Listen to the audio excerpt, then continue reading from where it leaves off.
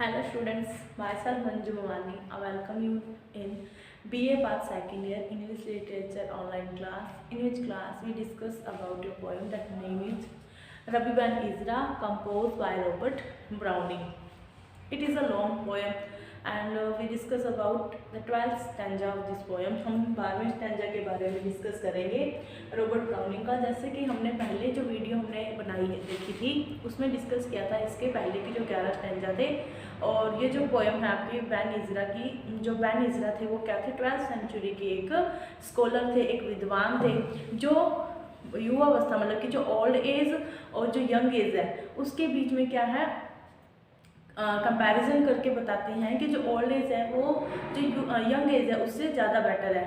मतलब दोनों के बीच में कंपैरिजन करते हैं और वो कहते हैं कि जो यंग एज है वो क्या है, ओल्ड एज के लिए तैयारी के लिए मिला गया टाइम है, मतलब प्रिपरेशन पीरियड बोला है यंग एज को।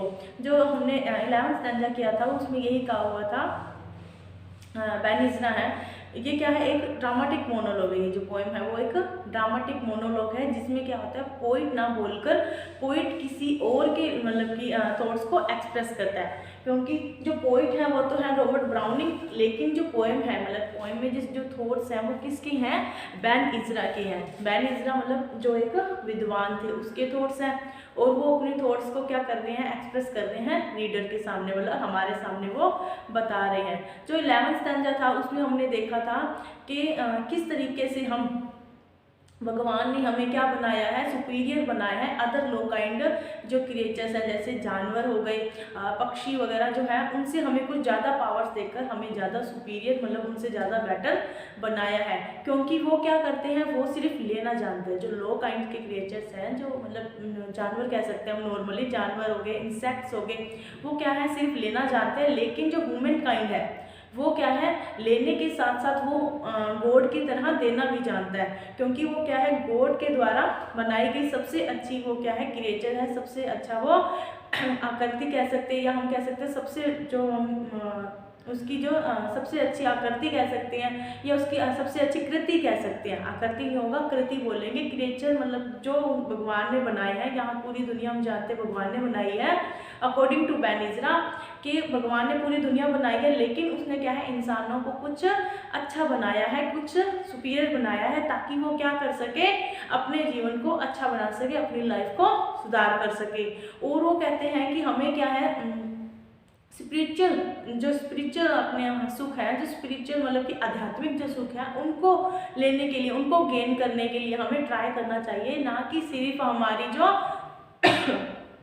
हमारे जो बॉडी का सुख है, मतलब बॉडी की जो रिलीफ है, सिर्फ उसी को ही नहीं देखना चाहिए, हमें अपने मन की शांति के लिए भी करना चाहिए। और जो यंग एज है, यंग एज में हमें ऐसे काम करने चाहिए जो हमारे जो ओल्ड एज में जाकर हमें काम आए, ओल्ड एज में हमें उसका पछतावा ना करना पड़े। तो बात करते हैं हमारे स्टैंजा की। सबसे पहले हम इसको रीड आउट करेंगे, उसके बाद हम लाइन टू लाइन इसको एक्सप्लेन करेंगे। तो रीड करते हैं। Let us not always say, spite of this flesh today, a straw-made hat gained ground upon the whole. As the bird wings and sings, let us cry, all good things are ours. Not soul helps flesh more now than flesh helps soul.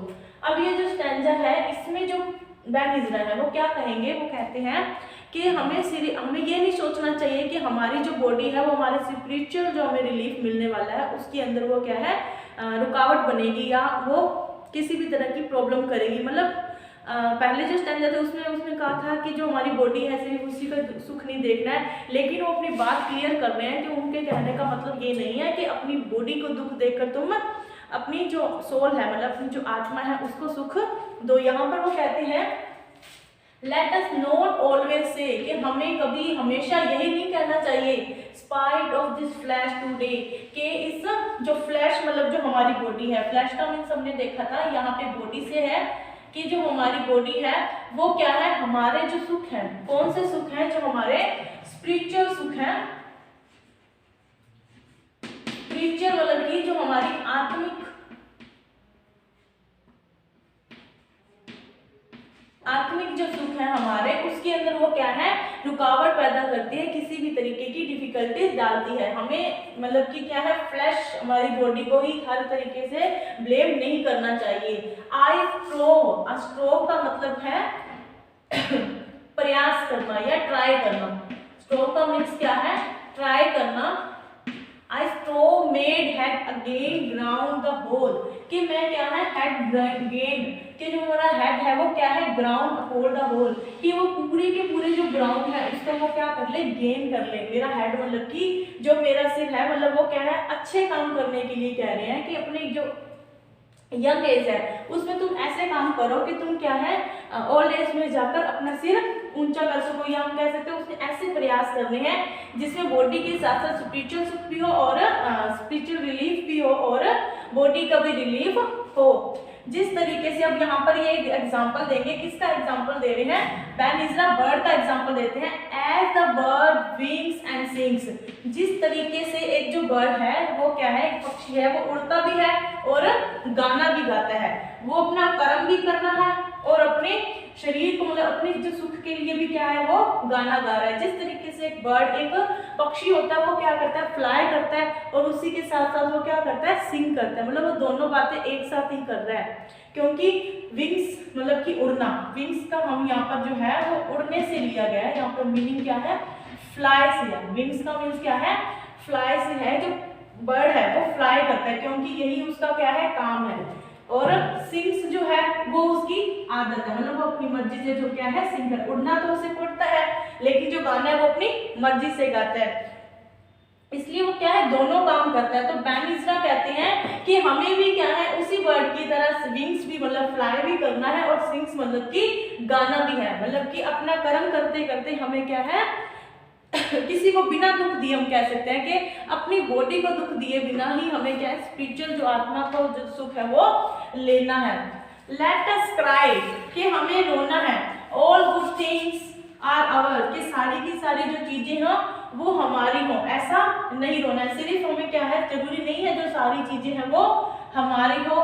No soul have flash, हमें ये नहीं सोचना है, ये नहीं रोना है, मतलब ये नहीं रोना है कि जो सोल है वो क्या है, हेल्प करती है फ्लैश को, कि जो आत्मा है वो क्या है, फ्लैश मतलब कि जो बॉडी है उसको हेल्प करती है रिलीव करने के लिए।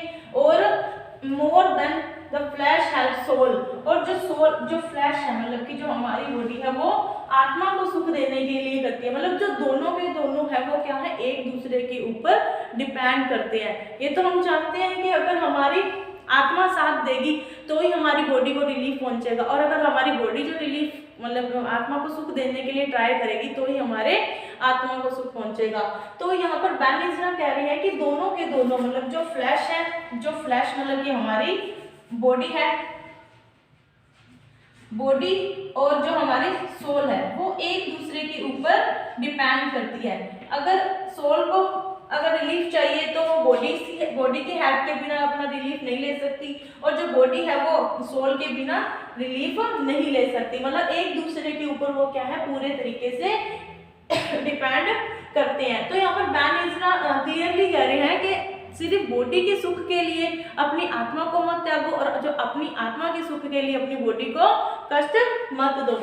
तो ये था बेन इज़रा का आपने स्टैंडर्ड किया। एक बार इसको फिर से देखते हैं। Let us not always say, spite of this flesh today, कि हमेशा ही ये मत कहो कि जो बॉडी है वो क्या है,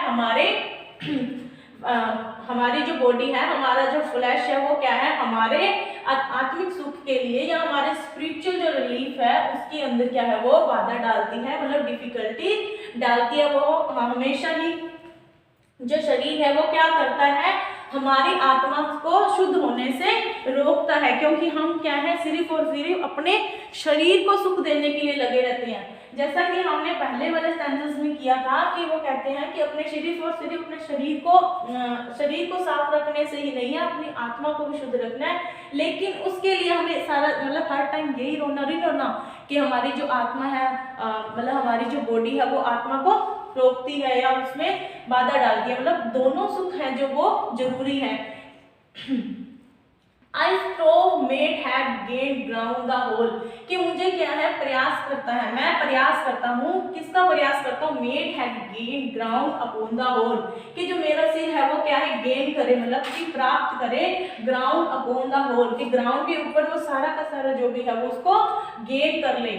as the bird wings and soul, मतलब कि जो दुनिया में जो सब कुछ है वो क्या है मैं गेन करूं, चाहे वो बॉडी के सुख के लिए हो चाहे वो सोल के सुख के लिए हो। जैसे कि एक बर्ड है वो क्या करता है, उड़ता भी है और सिंग भी करता है, उड़ता भी है और सिंग भी करता है। उड़ना जो है वो उसे उड़ना पड़ता है क्योंकि अपनी लाइफ को बचाने के लिए या अपनी सरवाइव करने के लिए उसको उड़ना पड़ता है, लेकिन वो सिंग्स क्या करता है अपने इंजॉय के लिए करता है।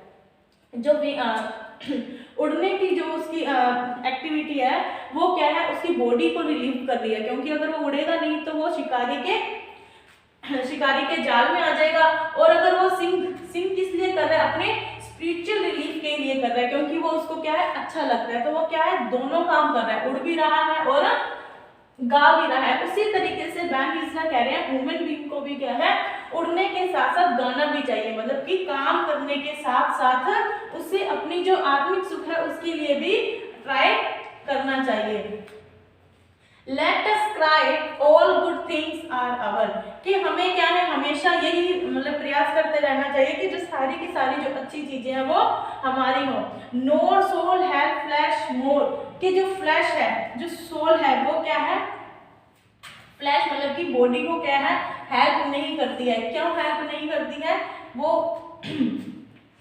रिलीफ लेने के लिए हेल्प नहीं करती है, ऐसा हमें नहीं कहना चाहिए, क्योंकि वो क्या है जो फ्लैश है वो बॉडी के ऊपर डिपेंड है और जो बॉडी है वो सोल के ऊपर डिपेंड है। Now then flesh help soul, जो फ्लैश है वो भी क्या है सोल की हेल्प करता है। हमें सिर्फ यह नहीं सोचना चाहिए कि जो हमारी सोल है वो क्या है रिलीफ में बॉडी के रिलीफ में हेल्प करती है, बल्कि जो हमारा फ्लैश है मतलब हमारी जो बॉडी है वो भी हमारे आत्मा को सुख देने के लिए हेल्प करता है। तो अब हम नेक्स्ट स्टैंजा को डिस्कस करते हैं, आप इसका स्क्रीनशॉट ले लीजिए। अब देखते हैं अपना नेक्स्ट स्टैंजा, पहले इसको रीड करते हैं।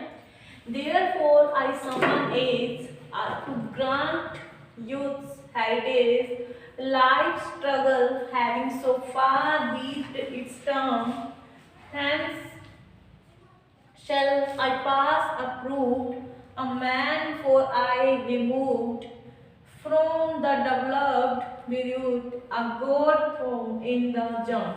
अब यहाँ पर वो जो बैन इजरा है वो क्या कह रहे हैं, Therefore a summon, समन मतलब मैं बुलाता हूँ इस एज को, कौन सी एज को, वो ओल्ड एज को बुला रहे हैं। टू ग्रैंड मतलब लेने के लिए यूथ हेरिटेज, मतलब उसने जो भी काम किए हैं यूथ में अपनी यंग एज में उसने जो भी वर्क्स किए हैं उसको वो क्या करेंगे इस एज में, मतलब वो क्या हो चुके हैं बूढ़े हो चुके हैं, अब उन्होंने जो भी काम किया था उसको वो सम्मन करेंगे बुलाएंगे। सम्मन का मीन्स होता है बुलाना।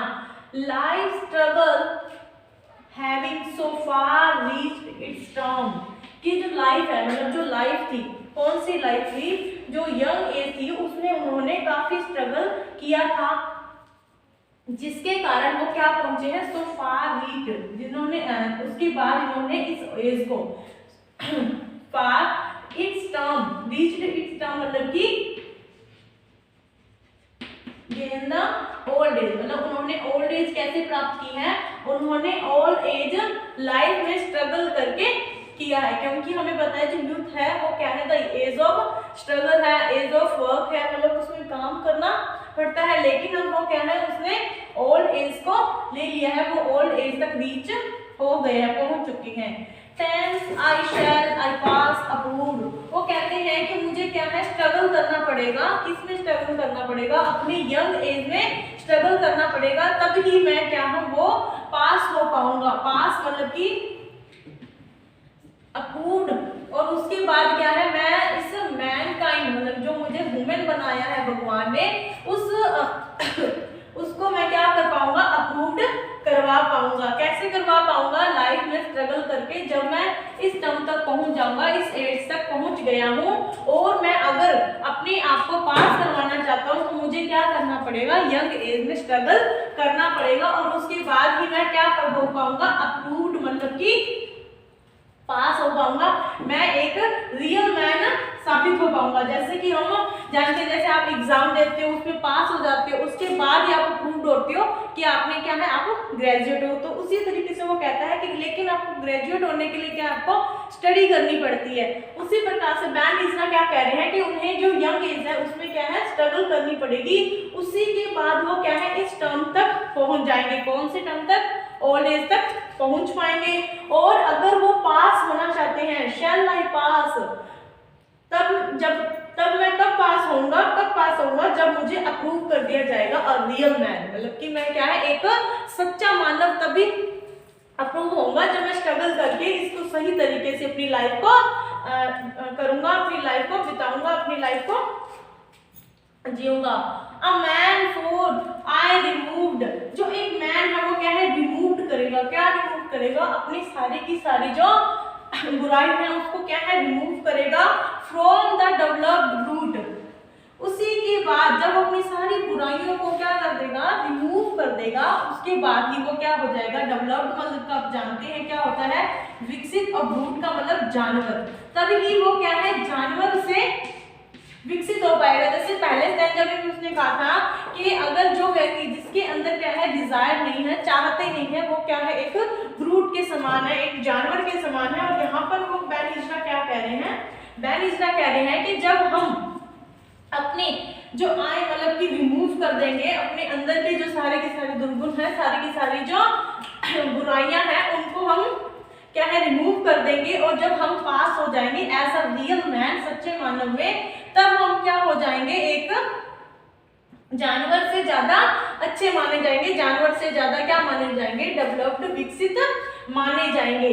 अ God throw in the jump, और हमें क्या है, भगवान ने क्या है, जिस तरीके से जंप मतलब कि उससे ज्यादा हमें ब्रूट से ज्यादा जो हम क्या है, विकसित होंगे, तो हम भगवान की असली जो कृति है वो माने जाएंगे। पर फिर से इसको देखते हैं, यहाँ पर जो बैन इजना है वो क्या कह रहे हैं कि ऐसे कर्म करने चाहिए जिससे क्या है, बुढ़ापे में हमें उसका पछतावा ना करना पड़े।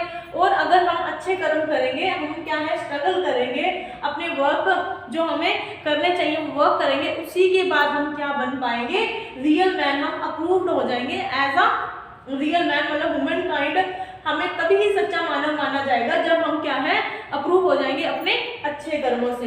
एक बार फिर से इसको देखते हैं। Therefore I summon age, कि मैं इस एज में बुला रहा हूँ, उस एज को बुला रहा हूँ, to grant youth heritage. Heritage, youth heritage मतलब कि यूथ में किए गए काम। वैसे तो हेरिटेज का मतलब होता है जो हमें विरासतें मिलती हैं, जो यूथ की जो विरासत है, यहाँ पर यूथ की विरासत से है, तो यूथ में किए गए जो काम थे हमारे, यंग एज में हमने जो काम किए हैं, उसको क्या है, दोबारा बुलाने का मतलब उसका हमें रिजल्ट मिलने का टाइम आ गया है। Life struggle having so far reached it's term, कि जो लाइफ है वो स्ट्रगल करके, मैंने अपने लाइफ में इतना स्ट्रगल किया है कि मैं तब ही इस एज तक पहुंच पाया हूँ। मतलब ओल्ड एज तक आते आते उसने अपनी लाइफ में बहुत सारा स्ट्रगल किया है और उसे करना पड़ा ही है। क्यों करना पड़ा है? क्योंकि वो क्या है, पास हो जाएगा। कब पास हो जाएगा? जब वो अप्रूव हो जाएगा, अप्रूव हो जाएगा as a real man, as a true man. A man for I removed, एक मैन है उसको क्या है, रिमूव्ड मतलब कि साफ करना पड़ता है, उसको बुलाना पड़ता है। क्या बुलाना पड़ता है? अपनी सारी की सारी जो बुराइयां हैं उसको साफ करना पड़ता है, उसको सही करना पड़ता है। फ्रॉम द डेवलप्ड फ्रूट, क्यों करना पड़ता है? क्योंकि वो तभी क्या माना जाएगा, जानवर से विकसित माना जाएगा। A God throw in the jump, जो भगवान ने क्या है, सबको समान बनाया, लेकिन हम क्या है, कर्म से ही उच्च बन सकते हैं। टोटल मिलाकर इसमें बात क्या है, जो हमारा कर्म है, जैसे कि भगवान श्री कृष्ण भी क्या है, गीता में कहते हैं कि कर्म करो, फल की चिंता मत करो, क्योंकि हमें क्या है, कर्म करते रहना चाहिए। तो ये बैन इजना है वो भी क्या कह रहे हैं कि कर्म करने से ही हम क्या हो जाएंगे, एक रियल मैन बन पाएंगे और भगवान ने जो हमें पावर्स दिया उसका सही उपयोग, सही यूज कर पाएंगे। तो ये थे हमारे 2 स्टैंजा। आगे के स्टैंजा हम अपनी नेक्स्ट वीडियो में डिस्कस करेंगे। तब तक के लिए आप इसको अपनी नोटबुक में जरूर राइट करें और नोट्स बनाते रहें और इसको रीड आउट जरूर करें। जो आपने पीछे रीड किया है उसको भी आप रीड आउट करें, क्योंकि ये लेंथी पोएम है और अगर आप इसको रीड आउट नहीं करोगे तो आप इसके जो ओरिजिनल जो एक्सप्लेन करना है उसको भूल भी सकते हो। लेकिन आपको भूलना नहीं है, आपको पहले क्या करना है, इसको नोटबुक में राइट करना है, जो आपको मेन मीनिंग लगे उसको राइट कर लेना, नोट डाउन करते रहना है। और एक बार इसको रीड आउट करोगे, वीडियो को वापस एक बार देखोगे तो आपका क्या है, अच्छे से आपकी तैयारी प्रिपरेशन जो है एग्जाम के लिए होती रहेगी। मिलते हैं नेक्स्ट वीडियो में, तब तक के लिए घर पर रहिए, सुरक्षित रहिए और एक मेन बात है, पढ़ते रहिए। Thank you.